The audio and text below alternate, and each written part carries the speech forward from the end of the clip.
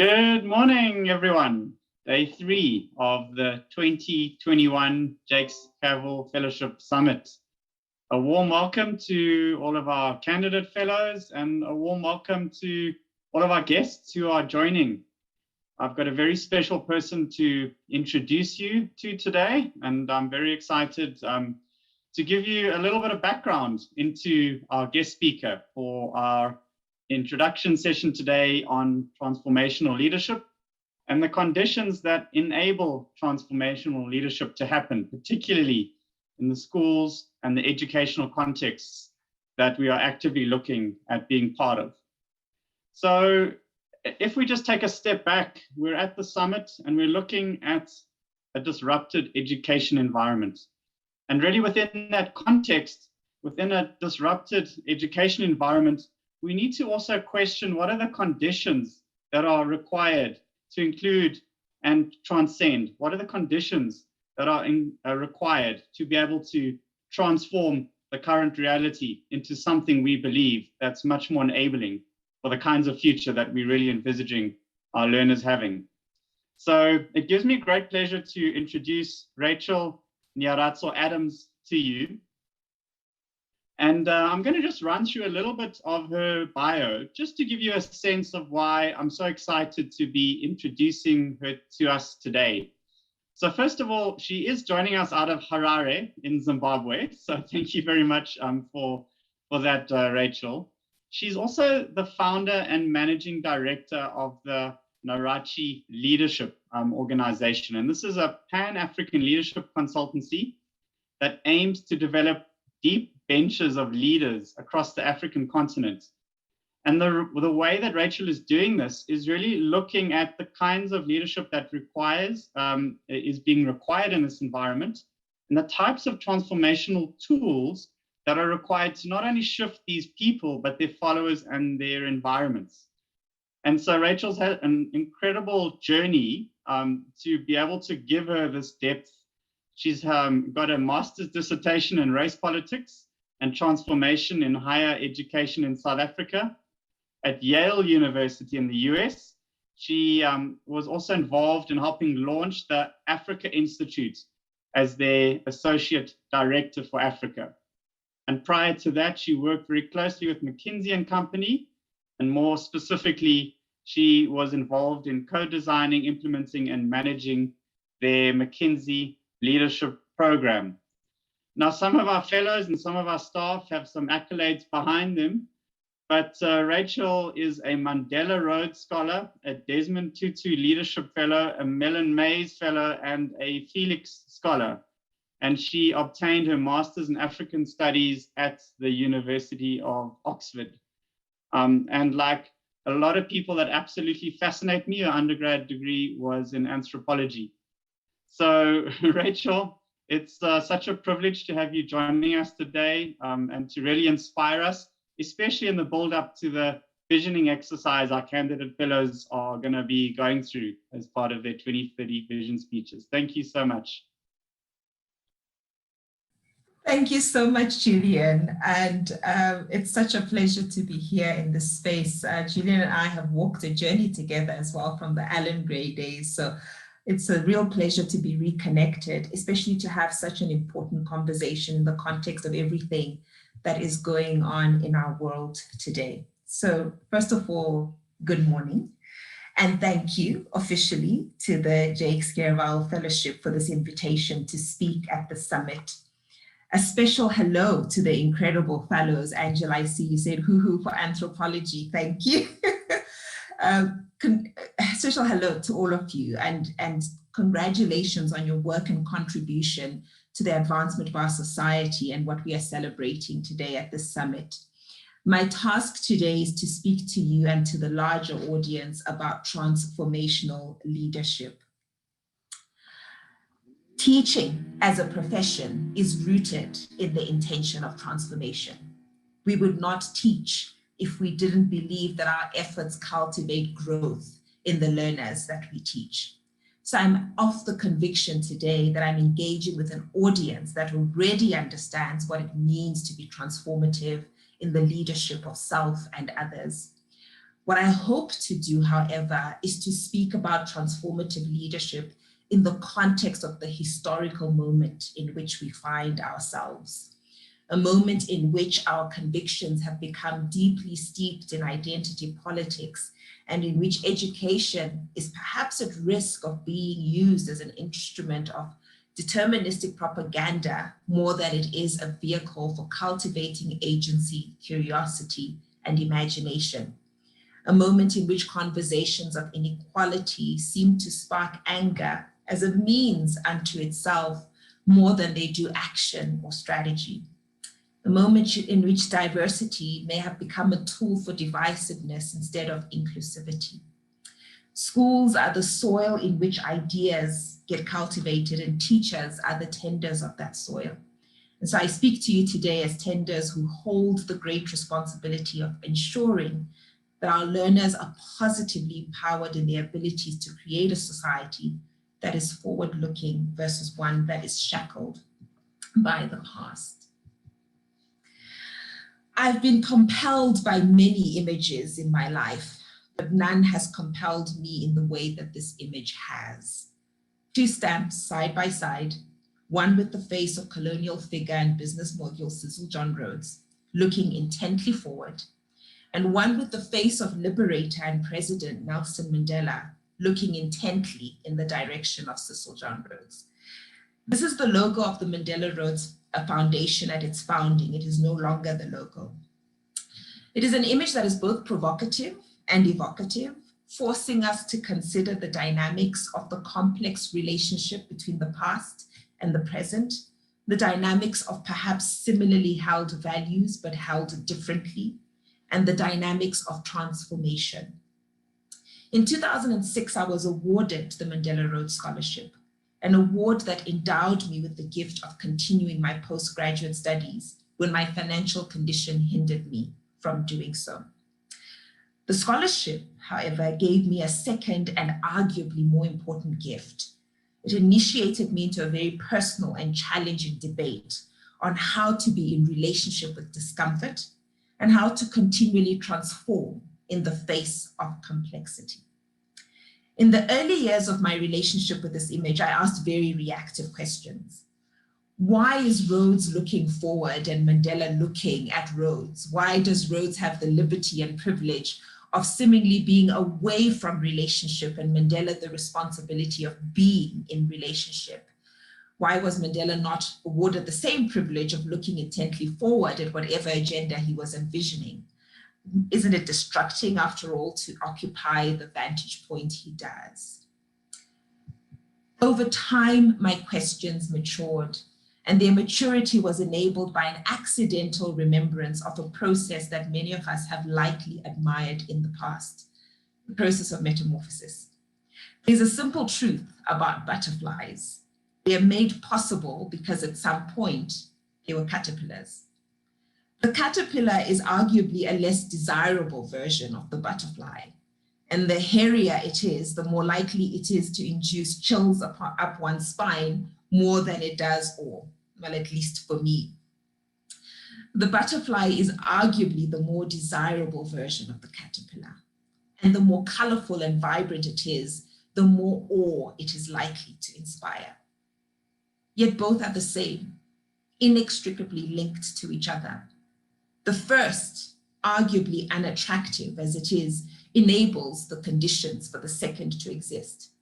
And the second, beautiful as it is, confirms the hidden intelligence of ugly starts. When we look at the butterfly with the privileged advantage of the present moment, we may be seduced to forget that it was only possible because of the caterpillar. When we look at the butterfly with the lens of contemplation, however, we see the wisdom of an arc that has a past, a present, and a painful in between. We also accept that a future will be born out of the characteristics of all three. This co-relationship is what transformations are made of, creative continuity. The nature of transformational leadership is that it does not reject a part of a continuum. It seeks to learn from it. And without that past, we cannot learn lessons.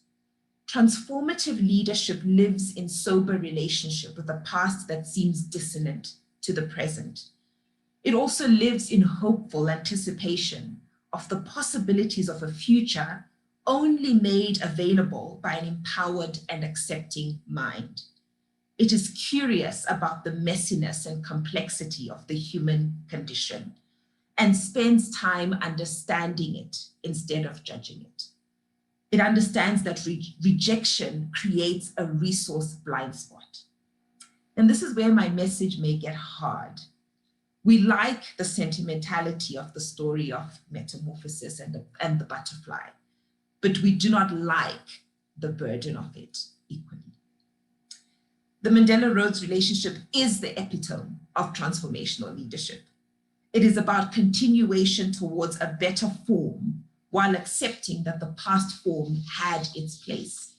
It reminds us, if we're being sober, that less than ideal pasts and indeed less than ideal presents are the DNA that transformations are made of. It invites us into an appreciation of human ingenuity when the message of agency, creativity, and entrepreneurship are at the fore of our convictions and actions in the world. Leaders like Tata Madiba and Prof. Kerval are remembered as transformative leaders because they understood this well. Our present work as leaders, and in this case, educational leaders, is to continue in this mindset and not to dismantle it as it seems to be the appetite of this historical moment. And so it is the matured version of my initial reactivity towards the Mandela-Rhodes dynamic that I offer to you today what I am calling the conditions of transformational leadership. Condition number one, an openness to creative continuity. The irony is not lost on me that I'm speaking about transformation at a summit whose name is Disrupted. And this COVID moment has certainly disrupted for all of us life as we have known it. Disruption assumes, implies, talks to a drastic alteration or destruction of the structure of something. Transformation, on the other hand, as described by Gita Balin, is the growth changes that emerge from a source deep within the innate structure of an organism. I appreciate both processes and certainly accept that there may be some aspects of our societal structures that require disruption. My sense, however, is that before we make the choice to disrupt, we may want to ask if we have exhausted all possibilities of creative continuity. In a world where the idea of dismantling has gained frightening traction, this is an important question. What would be possible, for example, if we resolved that our colonial history, as hard as it is to accept, is an innate part of who we are? That just as its mistakes are available to us to learn from, then its resources, judged less harshly, are also ours to respect, leverage, and utilize. It appears to me that a huge part of the stuckness of the post-colonial project is that we treat it as an anti-colonial project and insist therefore on being in resistance to the past. Unfortunately, as the great teachers have taught us, what we resist persists, even if it persists in hidden shadow versions of ourselves. The truth is that we are at war with our very selves when we claim to be at war with colonial ghosts. The great task of the transformative educational leader seems to me to be to reject the seduction of presentism. Presentism is the tendency to interpret past events using the values and morals of the present. It permits us to name endlessly what was bad about a past system, but restricts us from asking what worked and what should be imitated. Presentism limits learning. My education did not deliberately provide the tools to process both the practical and emotional connection between the past and the present. My confusion about what to do with that gap created anger over time. And that anger paralyzed me more than it empowered me for years after my formal education. It created a huge resource deficit for me alongside a tendency to be reactive. The teacher of an empowered African future should do differently. The fulfillment of this condition, the condition of creative continuity and proactively emphasizing this in our learning models, feels to me like the key to the possibilities that are available for our continent. Condition number 2, a deep relationship with courageous commitment. I've often found it ironic that the word courage comes from the Latin word cor, which means heart. The translation feels too soft. When courage is described, it is often framed in dramatic stories of warriorship, resistance, and imprisonment, and less in the subtler tones of the fragility of a beating heart. So when I learned that the etymology of the word was rooted in the word heart, it gave me pause, both because it shocked me, but also because it resonated so deeply. A part of me, and I'm sure of all of you, understands that before courage has a public audience, before it is heroic, it must first reside in the unseen chambers of the internal hopes and dreams that only an individual sees and understands. This is often a quiet and fragile process. At the core of transformational leadership is heart engagement. We cannot transform the societies in which we reside if we do not allow our hearts to be broken by the challenges we experience. As transformative educational leaders, your ability to have heart connections with the most pressing issues of our time, poverty, joblessness, challenges of access to resources and opportunities, the disruption that has been created by the COVID moment and how suboptimal it has been. As the founder of Khan Academy just recently said at the Global Educational Summit,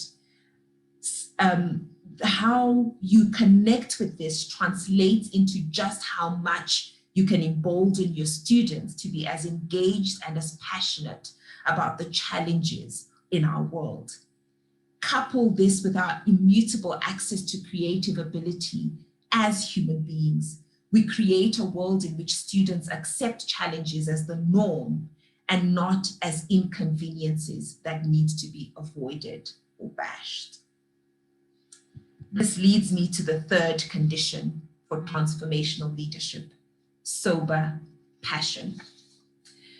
We live in a historical moment pregnant with challenging conversations that force us to interrogate, in some instances, things we never thought were up for debate.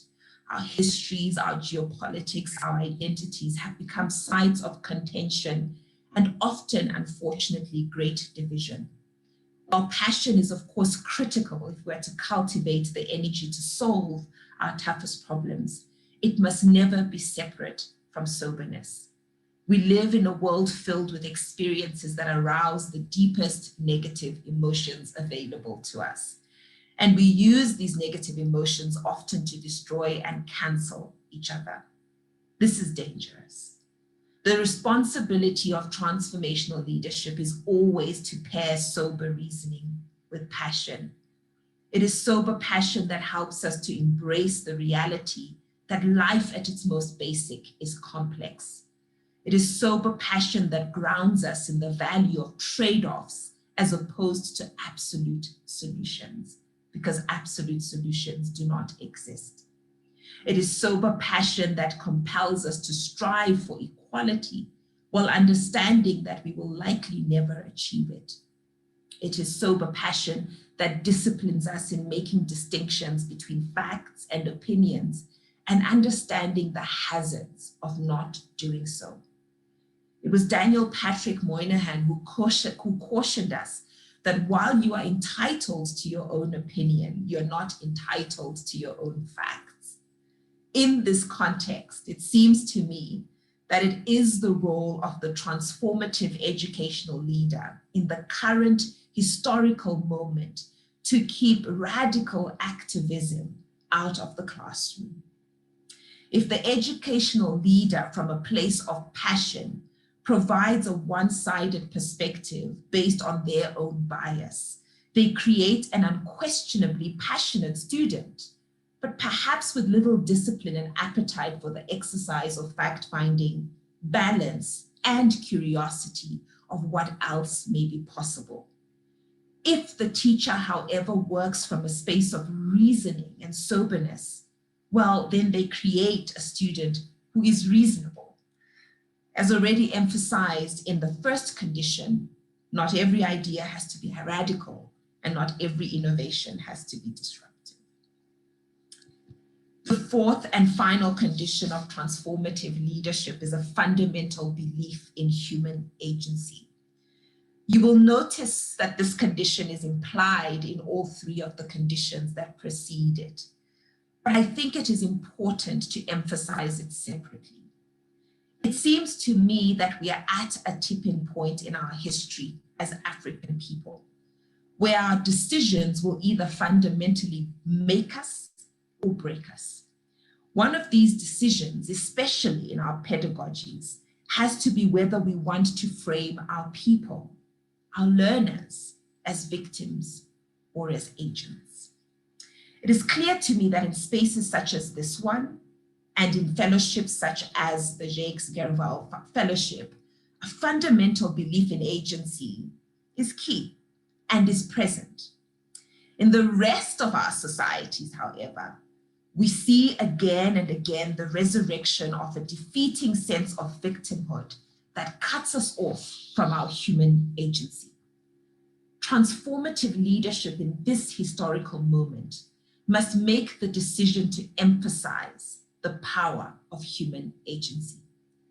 The incredible Aishat Akanbi, who is one of my favorite thinkers, says it brilliantly. She says, victimization is a reality. Victimhood, however, is using those events to absolve yourself from the conduct you expect from everyone else. I'll say it again. Victimization is a reality. Victimhood, however, is using those events to absolve yourself from the conduct you expect from everyone else. To reject victimhood is not to deny that there was a victimizing history, and that indeed there is a victimizing present. To reject victimhood is to emphasize the transformational power that is available to us in believing, in doing, and in building. For too long now, we have cradled a protest mindset at the expense of a strategic one. For too long, we have fought and not done enough building. As transformative educational leaders, our role is to impress upon our learners the sobering words of psychologist Alfred Adler. It is easier to fight for one's principles than to live up to them. There is as much energy expended in the fighting as there is in the living up to. We must empower our learners to choose the latter over the former. To end, I will invoke Rumi. Yesterday I was clever, so I wanted to change the world. Today I am wise, so I am changing myself. Why does a conversation about transformational leadership matter for you as teachers? Because your values, your assumptions of the world, whatever ideas travel through the secret passages of your most closely held beliefs, become the language of the learners who sit in your classrooms. Who you are being as an educational leader becomes the fuel for the next generation of leaders in the world. What you teach matters, how you teach matters. And what I know for sure is that as you do your own work to become the most transformative version of yourself internally, it will be contagious, and you will role model transformative leadership for the ones whose possibilities are crafted in your presence. I hope that my message today gives you courage, gives you sober passion, gives you a sense of agency, and puts you in a powerful position to mold the future that we all deserve as Africans. Thank you.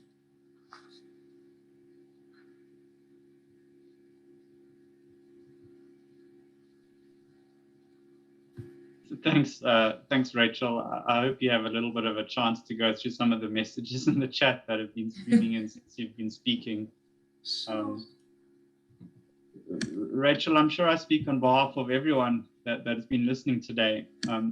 We've often heard of many talks like this. We've been to many workshops. We've attended lots of lectures.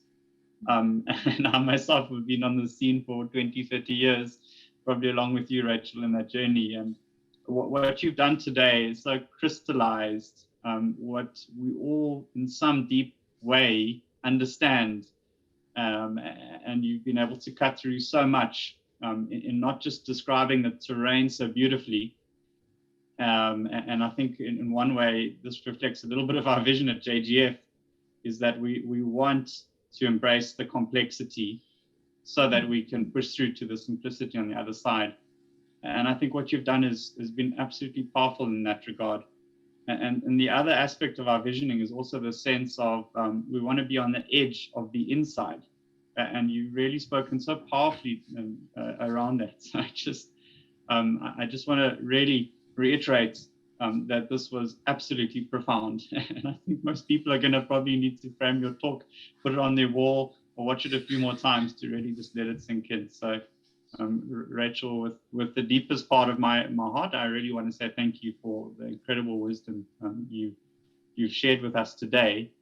And I'd also love to bring in the voice of one of our candidate fellows, Buchilo, to thank you on behalf of the Jakes Havel Fellowship. Wow, that is literally my first reaction. Wow. I am actually beyond speechless. I think I can speak on behalf of every single person on this call when I can say the past 30 minutes have been beyond enriching and thought-provoking. Ma'am Rachel, we are honored to have been graced by your presence today, so thank you. Thank you for the session that was filled with only knowledge and wisdom. You spoke about so many profound things, but the things that stood out for me was when you spoke about the relationship with discomfort, realizing that the relationship with discomfort brings upon growth. And that is where transformation actually happens. Realizing that transformational leadership is when you acknowledge where you came from, what you have been doing, what you have been through, and where you are going. You spoke about so many profound conditions, things like sober passion, and that sober passion does not necessarily strive for changing or solving inequality, because there is no absolute solution, but it's working, it's making a change, it's taking the small things to make a change. And you spoke about the rejection of victimization and not allowing that to make you or make your future, but using that to fuel you to change your future. So thank you for that. Thank you. Thank you so much, Priscilla. Thank you. Thanks, Rachel.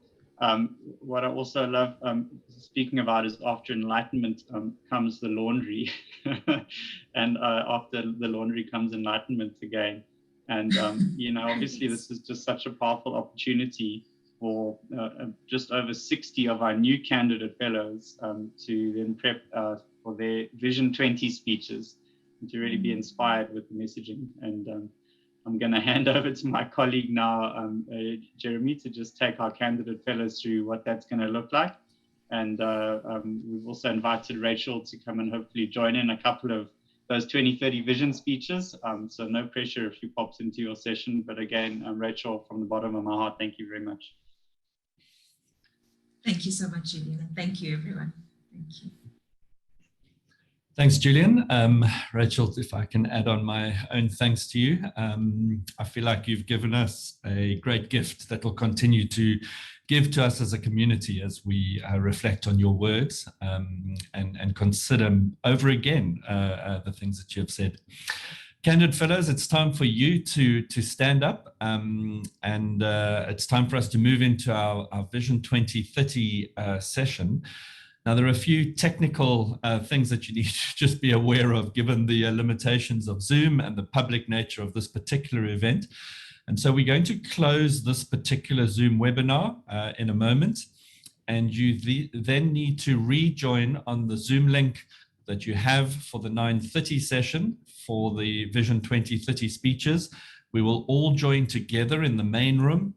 And Paul will then set us up and explain how we're going to break away into the different rooms and some of the features that we're going to be dealing with. So that's going to be our next stage. Please take a few moments now, close this room on your computer, go and find the correct Zoom link. If you are inviting friends, families, colleagues, teachers, to come and be with you during that Vision 2030 speech, please make sure that they have the correct Zoom link. We have dropped it in the WhatsApp the WhatsApp channel, and it's also in the chat here. So we'll see you there in a few moments. Thank you.